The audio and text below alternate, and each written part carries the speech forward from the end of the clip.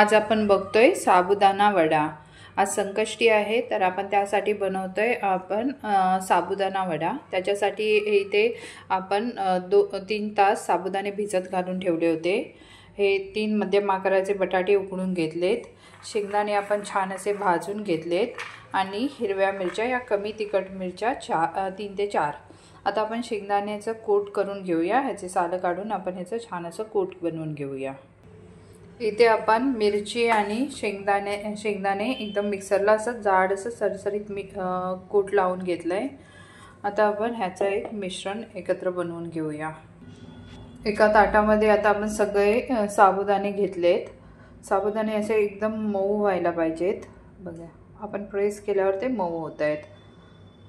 ह्याच्यामध्ये टाकूया आपण बटाटे असे हाताने स्मॅश करून घ्यायचेत। आता टाकूया शेंगदाणा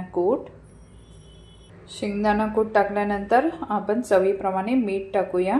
जर आवडत असेल तर थोडंसं जिरं पण ह्याच्यामध्ये तुम्ही टाकू शकता। आपण हे असं छान मिक्स करून घेतलंय।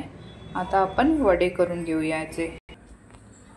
इथे आपण आता वडे बनवून घेतलेत। कढईमध्ये आपण तेल गरम करत ठेवलंय। तेल चांगलं तापलं की आपण वडे तळून घ्यायचेत। इथे आता तेल छान गरम तापलंय। आता आपण एक एक करून वडे ह्यामध्ये सोडून घेऊया।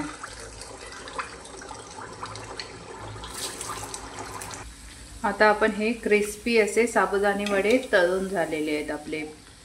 पाहू शकता तुम्ही त्याचा कलर कसा दिसतोय। रेडी झालेत आपले क्रिस्पी असे साबुदाणा वडे। सर्व केलेत आपण हे शेंगदाणा खोबऱ्याच्या चटणी सोबत।